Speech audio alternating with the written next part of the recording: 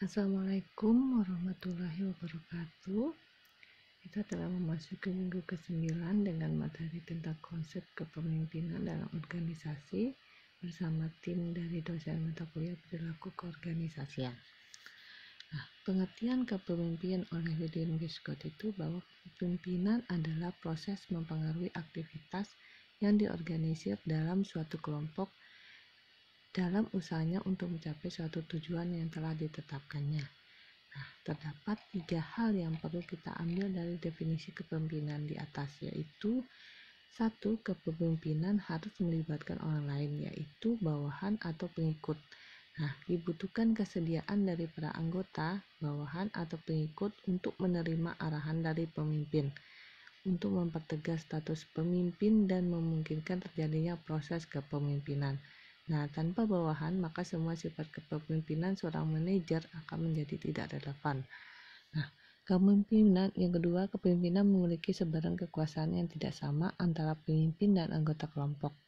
Jadi, pemimpin memiliki wewenang untuk mengarahkan beberapa aktivitas anggota organisasi ataupun kelompok, yang caranya tidaklah perlu sama dengan pemimpin satu dan pemimpin lainnya.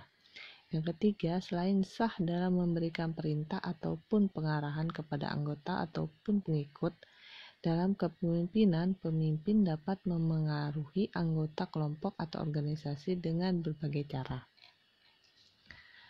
Dalam riset kepemimpinan, fokus yang dilakukan adalah ciri-ciri atau karakter kepemimpin yang mungkin digunakan untuk membedakan antara para pemimpin dan non-pemimpin. Dari teori karakteristik yang dilakukan terhadap karakteristik seorang pemimpin, ditemukan bahwa setidaknya ada 6 karakter yang terkait dengan kepemimpinan yang efektif. Karakter pemimpinan dalam teori karakteristik tersebut itu meliputi 1, namanya dorongan. Dorongan itu adalah orang-orang yang mempunyai tingkat usaha atau dorongan yang tinggi. Jadi para pemimpin ini sudah seharusnya memiliki kehendak yang kuat untuk meraih pencapaian prestasi. Mereka mempunyai ambisi yang positif, energi yang berlimpah, rasa tak kenal lelah dalam berkegiatan, serta menunjukkan inisiatif dalam berbagai hal. Yang kedua itu kehendak untuk memimpin.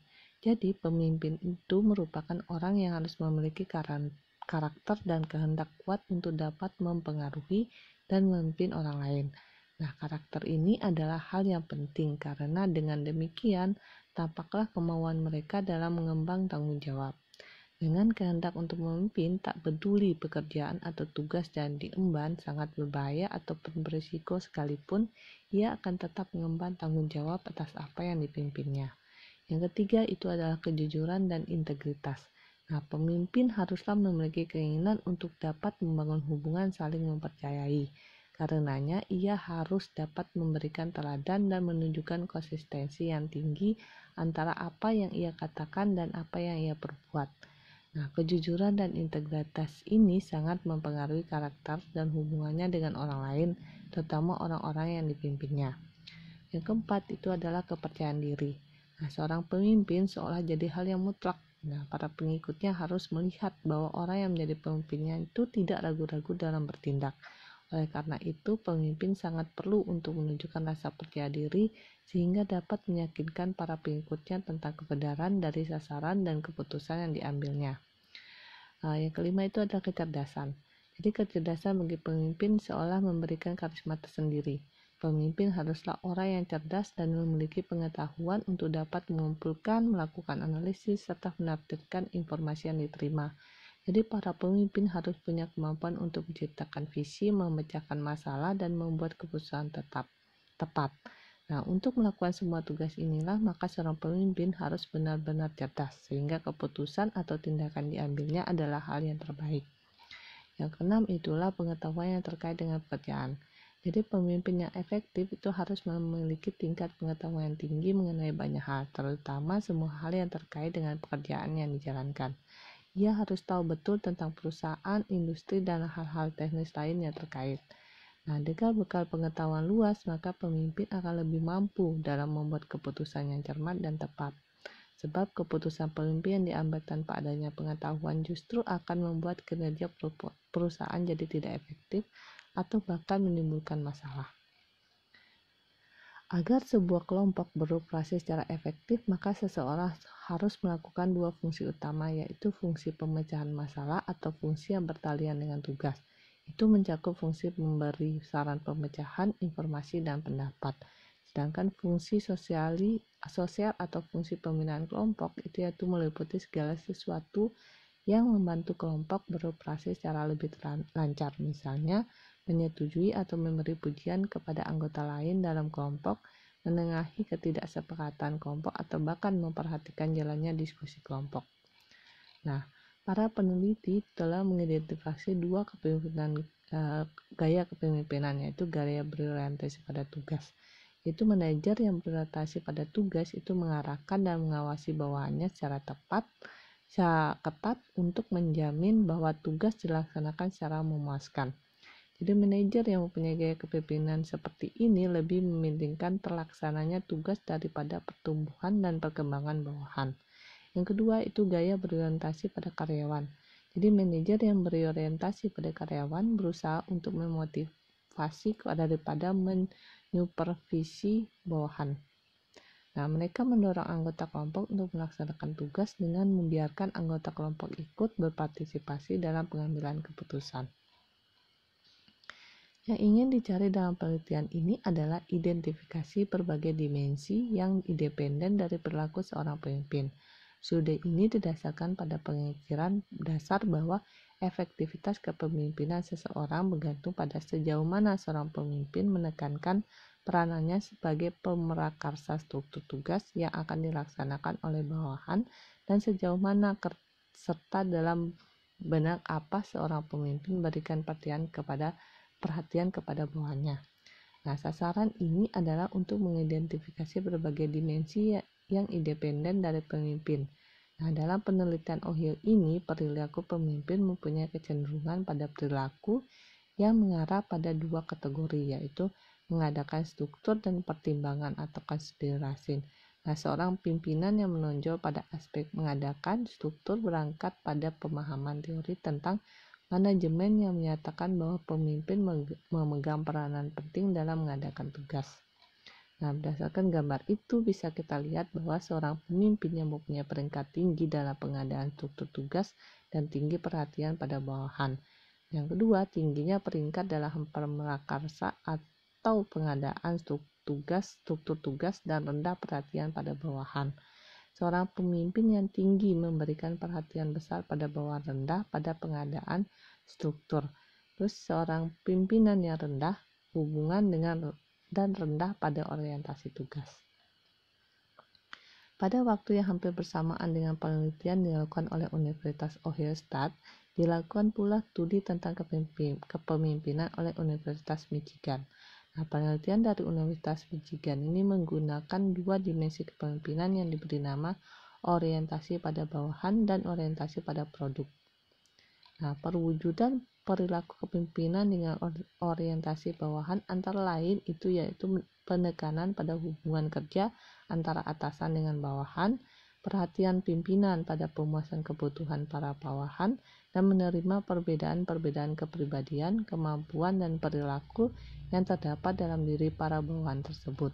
Sedangkan perwujudan perilaku pimpinan dengan orientasi produk antara lain itu cenderung menekankan segi-segi teknik dari pekerjaan yang harus dilakukan bawahan dan kurang pada sisi manusianya. Nah, pertimbangan utama diletakkan pada terselenggaranya tugas, menempatkan pencapaian tujuan dan penyelesaian tugas di atas pertimbangan-pertimbangan yang menyangkut unsur manusia dalam organisasi. Faktor-faktor yang mempengaruhi efektivitas kepemimpinan meliputi 1. Kepribadian, pengalaman masa lalu, dan harapan pimpinan. Yang ini mencakup pada nilai, latar belakang, dan pengalamannya yang mempengaruhi gaya kepemimpinannya. Yang kedua itu harapan dan perilaku atasan. Contohnya itu seperti atasan yang secara jelas memakai gaya berorientasi pada tugas, maka manajer cenderung untuk melakukan hal yang sama. Karakteristik harapan dan perilaku bawahan itu contohnya seperti karyawan yang mempunyai kemampuan tinggi biasanya akan kurang memerlukan pendekatan yang direktif dari pemimpin. Yang keempat itu kebutuhan tugas. Jadi setiap tugas bawahan juga akan mempengaruhi gaya kepemimpinan. Contohnya di sini adalah bawahan yang bekerja pada pengolahan data, ia menyukai pengarahan yang lebih berorientasi pada tugas. Yang kelima itu ada iklim dan kebijakan organisasi. Hal ini mempengaruhi harapan dan perilaku bawahan. Contohnya seperti kebijakan dalam pemberian penghargaan, imbalan dengan skala gaji yang ditunjang dengan insentif lain, seperti dana pensiun, bonus, cuti, dan lain-lain, itu akan mempengaruhi motivasi kerja kebawahan. Yang keenam itu ada harapan dan perilaku rekan. Jadi setiap mereka ada yang merusak reputasi, tidak mau kooperatif, berlomba memperebutkan sumber daya sehingga mempengaruhi perilaku rekan-rekannya. Jadi pada intinya teori kepemimpinan merupakan teori yang berusaha untuk menerangkan cara pemimpin dan kelompok yang dipimpinnya berperilaku dalam berbagai struktur kepemimpinan, budaya, dan lingkungannya. Nah, berikut ini akan diuraikan beberapa teori yang tidak asing lagi bagi literatur kepemimpinan pada umumnya. Jadi teori kepemimpinan itu ada yang namanya teori sifat, ya. Trait teori ini mempertanyakan sifat-sifat apakah yang membuat seseorang menjadi pemimpin. Dari teori ini dapat disimpulkan bahwa pemimpin adalah dilahirkan. Nah, teori kelompok itu yang menurut grup teori ini agar kelompok-kelompok dalam organisasi bisa mencapai tujuannya maka harus ada pertukaran positif antara pemimpin dan pengikut atau bawahan. Di sini ada teori situasional dan model kontingensi. Nah, studi kepemimpinan ini berangkat dari anggapan bahwa kepemimpinan seseorang ditentukan oleh berbagai faktor situasional dan saling ketergantungan satu sama lainnya. Kedua teori situasional Hersey dan Blanchard, yaitu suatu teori kemungkinan yang memusatkan perhatian kepada para pengikut kepemimpinan yang berhasil dicapai dengan memilih gaya kepemimpinan yang tepat yang tergantung pada tingkat kesiapan atau kedewasaan pada pengikutnya. Yang ketiga itu ada teori pertukaran pemimpin anggota. Nah, jadi para pemimpin itu menciptakan kelompok dalam dan kelompok luar. Nah, bawahan dengan status kelompok dalam mempunyai penilaian kerja lebih tinggi. Tingkat keluarnya karyawan lebih rendah dan kepuasan yang lebih besar bersama atasan mereka. Nah, teori jalur tujuan. Nah, hakikat dari teori ini adalah bahwa tugas pemimpin adalah membantu pengikutnya mencapai tujuan dan untuk memberikan pengarahan atau dukungan yang perlu guna memastikan tujuan mereka sesuai dengan sasaran keseluruhan dari kelompok atau organisasi. Teori sumber daya kognitif. Nah, suatu teori yang menyatakan bahwa seorang pemimpin itu memperoleh kerja kelompok yang efektif dengan pertama-tama membuat rencana keputusan dan strategi yang efektif serta kemudian mengkomunikasikannya lewat perilaku pengaruh. Yang keenam itu ada teori neokarismatik. Nah, teori kepemimpinan yang menekankan simbolisme daya tarik emosional dan komitmen pengikut yang luar biasa. Teori kepemimpinan karismatik. Teori ini mengemukakan bahwa para pengikut mempunyai atribut dari kemampuan kepemimpinan yang heroik bila mereka mengamati perilaku-perilaku tertentu. Misalnya dalam perusahaan, para pekerja bekerja sesuai dengan keinginan kepemimpinan karena diberikan gaji. Seorang loyal pada pemimpin partai politik karena kepentingan partai atau kelompoknya itu diperjuangkan pimpinan partai politik tersebut, atau seseorang menjadi loyal kepada kelompok tertentu karena kelompok tersebut memberi keamanan dan perhatian terhadap orang tersebut. Nah, dalam transactional leadership, pemimpin mengidentifikasi apa yang diinginkan atau apa yang lebih disukai pengikut dan membantu mereka mencapai tingkat kinerja yang menghasilkan lewat yang memuaskan mereka. Nah, kepemimpinan visioner itu dapat diartikan sebagai kemampuan pemimpin dalam mencipta, merumuskan, mengkomunikasikan, mensosialisasikan, mentransformasikan, dan mengimplementasikan pemikiran-pemikiran ideal yang berasal dari dirinya atau sebagai hasil interaksi sosial di antara anggota organisasi dan stakeholder yang diyakini sebagai cita-cita organisasi di masa depan yang harus dicapai melalui komitmen semua personel. Nah, kepemimpinan tim itu dibagi ke dalam 4 peran. Kepemimpinan tim adalah penghubung dengan pihak luar, di mana pihak luar dapat mencakup manajemen yang lebih atas, tim internal lain, pelanggan, atau pemasok. Nah, pemimpin tim adalah penyelesai masalah. Jadi apabila tim itu menghadapi masalah dan membutuhkan bantuan, pemimpin tim selalu bersedia dan siap membantu memecahkan masalah itu. Nah, pemimpin tim adalah manajer konflik. Apabila muncul pertikaian, pemimpin membantu memproses konflik itu. Jadi pemimpin tim adalah seorang pembina. Mereka memperjelas harapan dan peran, mengajarkan, menawarkan dukungan, memberi semangat, dan melakukan apa saja yang perlu untuk membantu para anggota tim mempertahankan tingkat kinerja mereka yang tinggi. Ada dua fungsi penting yang harus ada pada seorang pemimpin, yaitu fungsi tugas. Nah, fungsi ini berhubungan dengan sesuatu yang harus dilaksanakan untuk memilih dan mencapai tujuan-tujuan secara rasional. Sedang fungsi pemeliharaan, yaitu fungsi ini berhubungan dengan kepuasan emosi yang diperlukan untuk mengembangkan dan memelihara kelompok masyarakat atau untuk keberadaan organisasi. Nah, di sini bisa dilihat fungsi tugas itu terdiri dari menciptakan kegiatan tugas pimpinan adalah menetapkan deskripsi pekerjaan secara jelas untuk para karyawannya. Yang kedua itu mencari informasi. Nah, informasi adalah sumber daya yang sangat penting yang harus dimiliki oleh organisasi. Nah, tugas pimpinan adalah mencari informasi tersebut secara tepat, cepat, dan akurat. 3 itu memberi informasi. Nah, informasi yang diperoleh oleh pimpinan kemudian didistribusikan kepada bawahannya agar semua karyawan mendapatkan informasi yang dibutuhkannya. Yang keempat itu yang memberi pendapat, yaitu memberikan pendapat dan nasihat kepada bawahannya baik diminta maupun tidak jika memang dirasa perlu. Yang kelima itu adalah menjelaskan, yaitu menjelaskan apa saja yang dirasa belum dipahami oleh bawahannya, misalnya tentang tugas, kewajiban, hak karyawan. Yang keenam itu mengkoordinasikan, mengatur segala hal tentang organisasi agar bisa mencapai tujuan yang telah ditentukan secara efektif dan efisien. Yang ketujuh itu yaitu meringkas, menyimpulkan semua yang telah disepakati sehingga bawahan bisa mencapai pemahaman yang sama tentang sesuatu hal. Contohnya di sini seperti kebijakan yang diambil organisasi. Yang kedelapan itu yaitu menguji kelayakan pemimpin harus menguji terlebih dahulu kelayakan suatu program atau kebijakan sebelum hal itu diputuskan untuk dilaksanakan. Yang sembilan itu mengevaluasi. Jadi sini mengevaluasi atau mengendalikan orang atau kegiatan agar bergerak sesuai dengan yang telah ditetapkan dalam tahap perencanaan. Yang terakhir itu yaitu mendiagnosis. Jadi sebelum suatu persoalan muncul, pimpinan harus mampu mendiagnosis gejalanya sehingga tindakan preventif bisa dilakukan. Fungsi pemeliharaan itu terdiri dari mendorong semangat motivasi karyawan agar selalu giat dalam bekerja. 2. Menetapkan standar pimpinan harus menetapkan standar kerja sejak dari awal agar karyawan mengetahui apakah dia sudah bekerja dengan baik atau belum.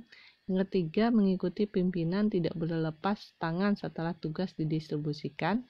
Dia harus tetap memantau bawahannya. Yang keempat, mengekspresikan perasaan pimpinan perlu menunjukkan perasaannya senang atau tidak senang kepada bawahannya agar bawahan mampu menangkap maksud dan keinginan pemimpinnya. Yang kelima itu mengambil konsensus pimpinan harus mengambil kesempatan walaupun prosesnya melibatkan banyak orang. Yang keenam itu menciptakan keharmonisan. Jadi pimpinan harus mampu menciptakan hubungan yang baik atau harmonis dalam organisasi. Yang ketujuh yaitu mengurangi ketegangan. Jadi ketegangan yang berlebihan itu akan berdampak pada penurunnya kinerja individu, kelompok maupun organisasi. Kita akhiri materi hari ini. Jangan lupa untuk jauhi yang namanya narkoba karena hanya akan merugikan diri sendiri dan mengecewakan kedua orang tua kita. Semoga materi ini dapat memberikan ilmu yang bermanfaat bagi mahasiswa dan mahasiswa UTS. Nah, sebelumnya marilah kita sama-sama mengucapkan alhamdulillah dan assalamualaikum warahmatullahi wabarakatuh.